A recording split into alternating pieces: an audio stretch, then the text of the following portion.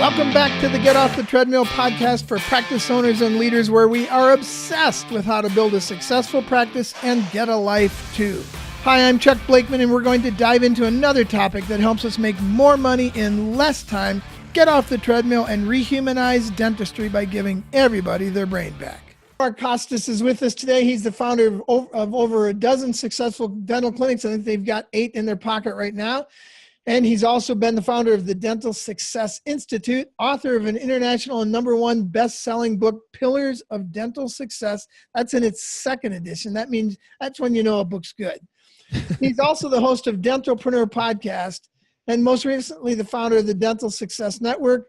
Mark and his wife, Leslie, have 3 sons, Bryce, Brendan, and Brady, and they are in Prescott, Arizona, one of my favorite warm spots in the planet. Welcome, Dr. Mark. It's great to have you with us today. Chuck, it's my honor. This is great. I'm excited. Yeah, well, that intro was self-serving me because my first book, Making Money is Killing Your Business, is in its 2nd edition as well. So. Oh, very nice. One of my favorite books, one of my favorite business books. I actually read the book long before we actually became acquainted. So this is really cool to actually be seeing you and talking to you live here. Yeah, well, same here. I'm looking forward to it. So let's dive right in. So you've done a lot of conversational interviews. You've done a lot of things with people. I want to talk about your book today. We've got a very short podcast here today, but you have your book, Pillars of Dental Success. It's in its 2nd edition. And you talk about it being a roadmap for any dentist to follow to exponentially increase the profitability and productivity of their dental practice. Yes. Give us the kind of the roadmap up front. What's the overview of this roadmap for dentists that can get them to where profitability and productivity are up? Yeah, systemization is the big thing. That's the big theme. I'm kind of known as a systems guy. Early in my career, before I was even in dentistry, I had the good fortune of being able to own a different type of business. That was a catering truck. Nice. Because it took me 3 years to get into dental school. I wasn't the best student in the world. So it took me a while to get into dental school. So I bought another business, which was a catering truck. And I learned about systemization, how to read, financial reports, the basics of entrepreneurship and business, which a lot of dentists don't get. No, totally. I couldn't agree more. I used to think because dentistry is such a detail-oriented thing that every one of them would be systems people. No, some of them are great artists, and some of them are great engineers, and people who can do an incredible margin and that kind of stuff, and have no interest whatsoever in the systems. Absolutely, and to me, it's liberty. I mean, it's freedom once you learn how to systemize your business. And I did a part of an MBA, an executive MBA. They didn't talk much about systems. You own a practice. I owned my first 6 practices. I didn't really understand how important systems were. Ended up selling 4 of them because it was such a frustrating venture. And I was working, 100-hour weeks until I finally, simplified it, got back down to 2 practices, and we built it up to 8 since. But when I had the 2 practices, I said, okay, I'm gonna kind of strip it all out and build these back up the right way. We systemized everything. We got a good operations manual in place. Now we just take that template and we use it in all of our practices. And it's so important and liberating to be able to do that. We call that, we call freedom mapping, which is the process of developing process maps and systems for your business and for your practice. We call that one of the 4 pillars of a business. And it's one of those things that, again, most dental practices don't come up with. They think that systems and processes are for giant corporations. Sure. And I think you've learned this the hard way, and I've learned it the hard way as well. It's more important if you got 5 people to have a system than if you have 5,000. Because we got 5,000, that thing's kind of on autopilot. And you lose 4 people, and it somehow keeps going. But you lose 1 of your 5 or 1 of your 7 or 2 of your 10, and that's a huge hit to your knowledge base. You better have systems that are carrying this thing. It's true. I mean, for operations and for onboarding and for hiring and firing, there has to be systems for everything when you are a small business owner, like you said. We recently lost 3 office managers and 2 hygienists within a week. And because we're systemized and we have this operations manual, this systemized onboarding process, we were able to find people that were qualified, not necessarily rock stars, but that were qualified. We put them through our systematic onboarding process and we're fine. Didn't miss a step. Yeah, and I think you would probably agree with me. Having systems doesn't keep you from having that kind of stuff happen. Right. But what I learned was it makes the recovery process exponentially easier. Yeah. Yep. Absolutely. Absolutely. That's what I love so much about your book. When you talk about going on that New Zealand vacation, I just remember that so vividly because New Zealand, one of my favorite places in the world. When you went on that New Zealand vacation, you were able to be, kind of free from your business and know that it was working just fine without you there. That's kind of what it's really all about. Dentistry is different in that we are typically single doctor practices are the producer, the manager, the entrepreneur, the marketing department, the HR department, we're everything, but having to do that and produce the actual service as well, it can be challenging. So more than anything, dentists need to be systemized and they have to really, really run a tight operation. And we were never taught that in dental school. There was barely enough time in dental school just to learn the technical aspect of what we do. I was just going to mention that. And how much of this did you learn in dental school? What do you got? About 200 plus hours of technical and protocols and 2 or 3 hours of business. I mean, yeah, there's no hope. And it also gives them the wrong emphasis coming out. If I'm a great dentist, I'll somehow build a great practice, build it, and they will come. Well, you and I both know dentists who aren't all that good, who are killing it because they're really good at the business side. Yeah. What if you had both? And that's my encouragement to the guy who's the artist who doesn't want to, you don't have to do the business side. We have to be very, very careful to make people understand that. You don't have to do that. It has to get done. And if you want more people to enjoy your artistry, then get somebody to run the business side of the business. Figure this out. Very well said. Absolutely. Couldn't agree more. So one of the things you talked about in your book was the struggle of going from one practice up and then back down to one. And then you had 6 and now you have 8 multi-million-dollar practices. What are some of the struggles you had along the way? Let's get vulnerable and transparent here because that's something we don't hear enough of. We need a safe place where we can all say, I don't know what we're doing, so let me start. I've built 12 businesses in 8 industries on 4 continents. I'm working on my 13th and I have no idea what I'm doing. I'm making this up as I go along. I've got principles and I've got tools, but every one of them is different and I'm floundering like crazy, just like I did in the other 12. So that's the reality of this thing. And if anybody says differently, they're blowing smoke. So you and I know this. What were some of the struggles that you had coming up from 1 practice to 6 plus to 8? Yeah, I mean, talk about vulnerability. I always say the only reason that people should listen to me is because I've made more bad decisions and more mistakes than anybody else out there, for real. Yeah. When I built up to 6 practices, I did that in the first 7 years of my career. So we were on a really, really steady clip, moving very, very fast. I had an arbitrary goal that I set when I was 16 years old. It was very simple. I wanted to have $1 million in the bank, and I wanted to be netting $1 million every single year. At the end of the 6th practice, I realized, holy cow, I had achieved it. I got my $1 million in the bank and I got my $1 million net. It was literally the day that my CPA sent me my tax return when I realized that I finally accomplished my goal. And it was the most empty, lonely feeling when I finally realized that I was not fulfilled and I was extremely unhappy.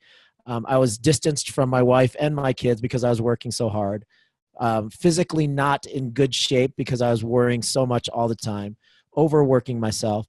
So that was the point at which I decided to sell the 4 practices, even though I had reached the financial, what I considered the pinnacle at the time. Yeah. So I sold those 4, and then I went on a really, really deep reflection period of time. That's when I fixed the actual businesses, but I fixed my personal life too. Awesome. I reprioritized and I defined my non-negotiables. That includes spending much more time with my family. And more importantly, when I'm with them, being present and dedicating and devoting 100% of my attention to them and not being preoccupied with all the stuff that's happening at the office. Because, I'll tell you, when you're that close to losing a marriage and alienating your kids, you get a really stiff dose of reality, and the business stuff means nothing if the home life is falling apart. So talk about vulnerability. That is the point that I got to. That's huge. And sometimes, many times, we have to go through it before we believe that. I've heard way too many people say, yeah, well, I'd like to try it. I'd like to be miserable with $1 million. Well, over and over and over and over again, I've heard the same story. Early in my career, I had the opportunity to interview like 30 different retiring CEOs. Not a single one of them said, I wish I'd have spent more time in the office, closed another deal. They all said, I wish I'd have had a hobby when I was 21. I wish I'd have remembered what's her name's name, spent more time at home, gotten quality, built memories. And we've been taught the opposite. And it's so hard to help people understand that you can do both, but don't do one or the other. I could not agree more. You can have it both ways. You just have to set it up correctly, which is, the whole premise of your book and a bit of mine too. And that systemization isn't fiction. I mean, that is real, and it is attainable if you focus, but it's hard work. A lot of people think that, I'll produce my way out of this issue. I'll produce my way out of this problem. If I get more new patients and double my marketing budget, that's going to solve the problem. But if you don't fix the machine, if you don't become more efficient and elegant and systemized, it doesn't matter how much you produce, you're going to just multiply your problems. Mark, one of the biggest problems I've found in dentistry is that you actually can produce your way out of a lot of problems in the short term. And so it teaches you the wrong habits. You end up hostage your business and tired because all you do is just give it more. And it's in a lot of business environments, and in some many industries, you can't afford to be that lackadaisical about it. You really have to figure out how to build a business instead of just do it with your hands. And that's one of the problems with dentistry is I can figure out in the short term how to produce my way out of this problem. But then 3 years from now, I'm in the same place I was 3 years ago, and I wonder why it doesn't look any better. And you can't remember your wife's name. Yeah, very, very well said. I was a collegiate athlete, so I have a bad back, and dentistry did not help. So I've had 2 back surgeries. I have a plate and 4 screws in my neck. And when you are down and you can't pick up a handpiece, you realize that, holy cow, I'm extremely, extremely vulnerable here. I really, really need to learn how to build a business and not be, the entire linchpin of the operation. It's times like that, times when you almost lose relationships, when you're physically incapacitated, that you realize how important it is to learn this business stuff. Yeah, and hopefully some of the smarter young people will listen to you and I talk and say, yeah, maybe I don't need to learn it for myself. I have a friend here in Denver, Dr. Lee Thomas.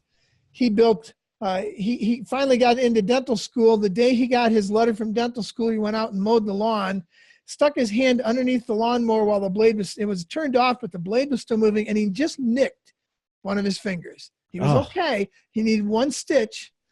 But that day, before he even got to dental school, the day he got the letter, he said to himself, I vow that I will never have a business that depends on my hands to make this happen. He built 16 successful practices and sold them when he was 80 years old. Because he learned that he couldn't, even if you could work your way out of this, what if? Right. The what ifs are too big. Wow. Is he still around? Yeah, he is. He's in his early 80s, and we can get him out there to talk sometimes, put him on the circuit. He loves to, he's a very vital man, and he wants to keep going. It's awesome to watch him. Oh, I'd love an intro. He sounds like a fascinating person. That's definitely exactly where I want to be when I'm 80. Yeah. Well, he's kind of an inspiration to all of us because of that reason.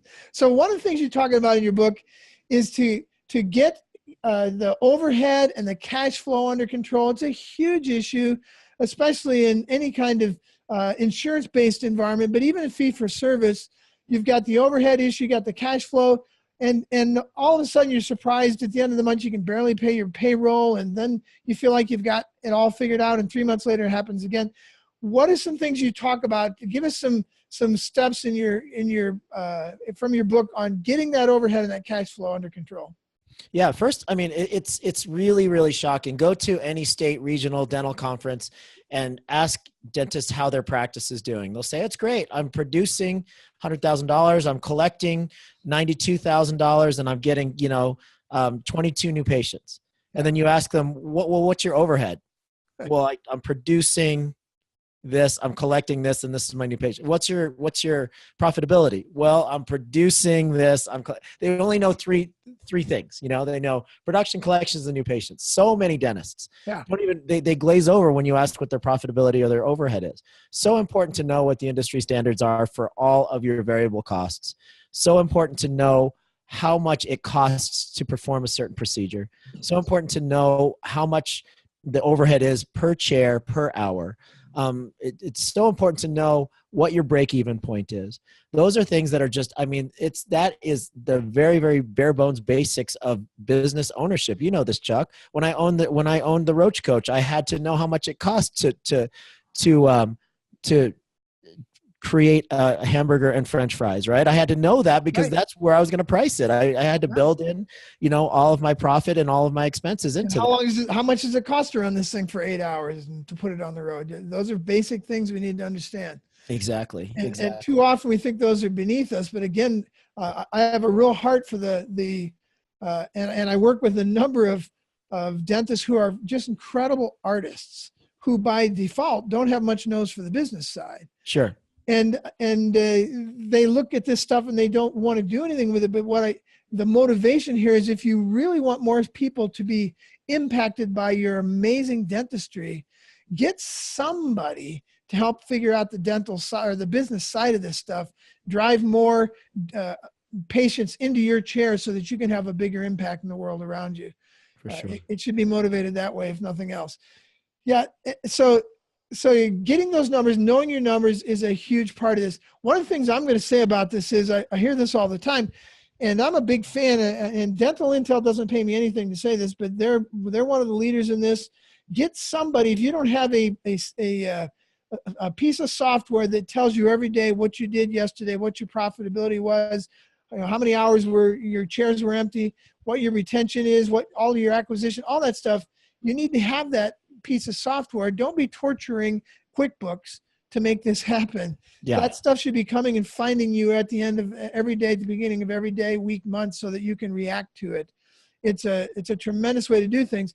The other side of that is I also think that can be dangerous because too often we say, well, the industry standard for patient acquisition is yada, yada, and I'm right at yada, yada, so I'm good. No, I'd say look at those and then ask yourself, why am I not above that? Sure. Always try and beat the norm. Don't try and get to it. Be better than the norm, because the norm means there's a bunch of people above it. That's how the norm got set. If the norm is 60, well, somebody's at 80 and somebody's at 4. Why would you want to be at 60? Let's be at 80. Totally agree. And Dental Intel, Divergent, Practice by Numbers, Sika, all of those different types of softwares are all helpful. And just, really, really dependent on what your style is, how you like to look at the dashboard, et cetera. But what's important is this whole notion of advanced analytics, right? So if you're talking about the typical analytics, even profitability and knowing the categorization, the percentages for each category and what the average expenditures are, where you fall. Also things like reappointment rate, attrition rate, all those kind of advanced analytics, what's your periodontal percentage? What's your percentage of active patients that are actually active in the hygiene department? Those advanced analytics that those types of softwares can deliver you on a daily basis, those are the types of things that make you a sophisticated business owner, not just a person that hopes to have enough money in the bank account to pay for payroll for that 2-week cycle, right? Those advanced analytics are so important. Yeah, and again, you don't have to be the person watching them. You have to have an agreement with somebody if you don't want to. I want to, but if you don't want to watch them, have an agreement with your practice leader or somebody that you understand exactly what needs to be watched and what they should look like, and bring that to me anytime that we're out of whack on that stuff. I think that's hugely important for us to make sure we've got that simple analytic going on a daily, monthly, weekly basis. Totally. I love it. One of them you mentioned that I want to get into for a second here, because my experience with dentists, you talked about how dentists know 3 things, and one of them is patient acquisition. And the reality of it is patient acquisition is not nearly as important as patient retention.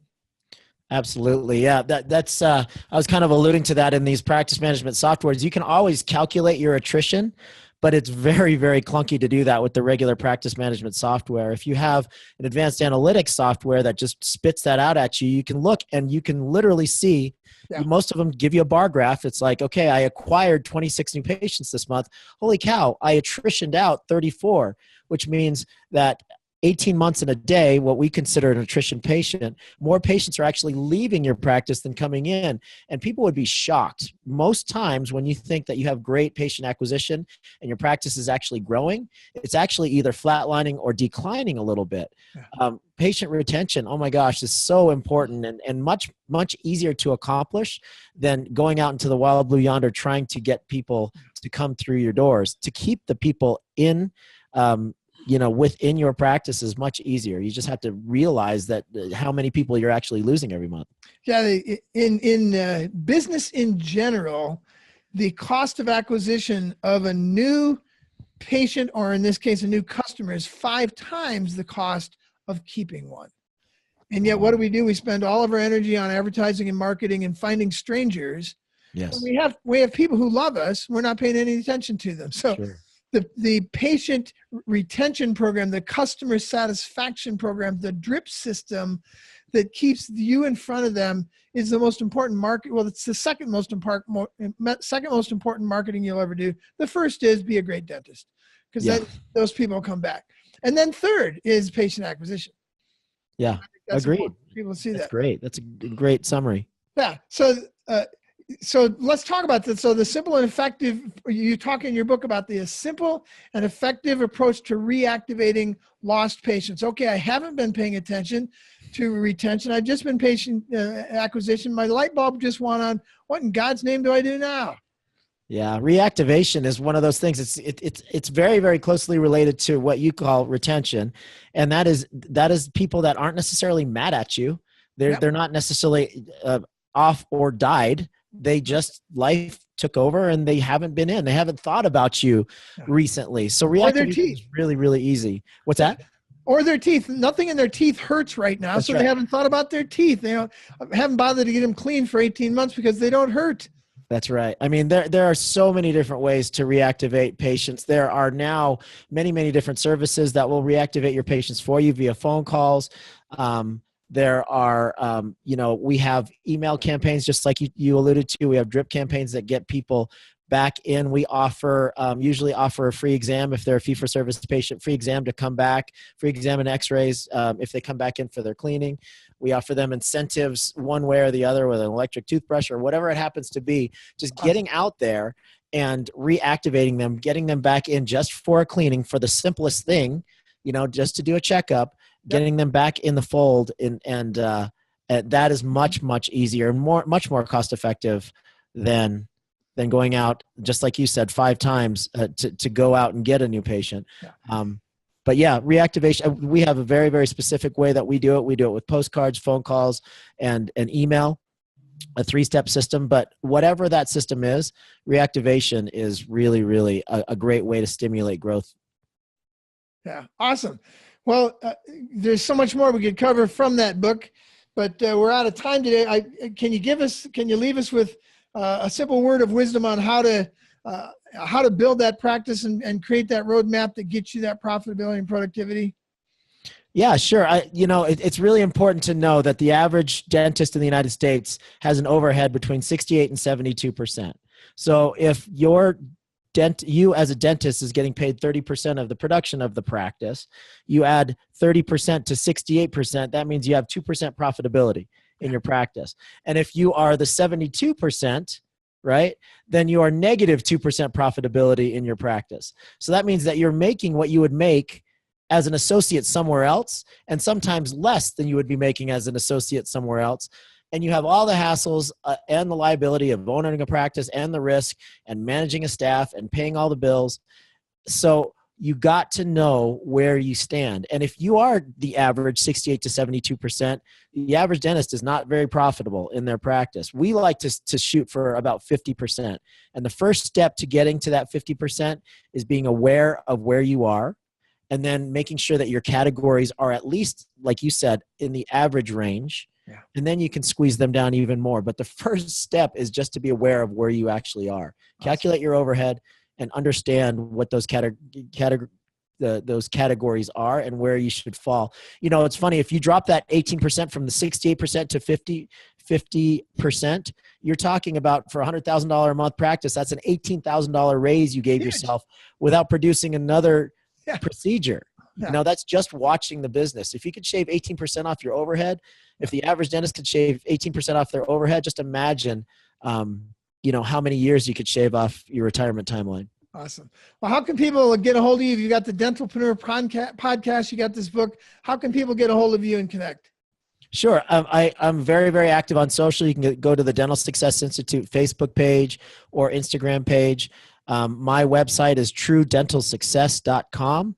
So, you know, those are the easiest ways. Hit me up on social, Facebook or Instagram, or come visit my website, and you can get all the contact information there. Very cool. Dr. Mark Costas, it was great to have you with us today. We'll look forward to having you back. Thanks, Chuck. It's been an honor. If this podcast was helpful, please subscribe by computer or by phone, or connect with us at www.gottsummit.com, 2 T's, G-O-T-T summit.com. That stands for Get Off the Treadmill. We have those summits quarterly for dental practitioners only. Or connect with us at www.chuckblakeman.com, or email us at grow@cranksetgroup.com. Let's get off that treadmill. Let's get into the participation age. I look forward to seeing you in the next podcast. Thanks.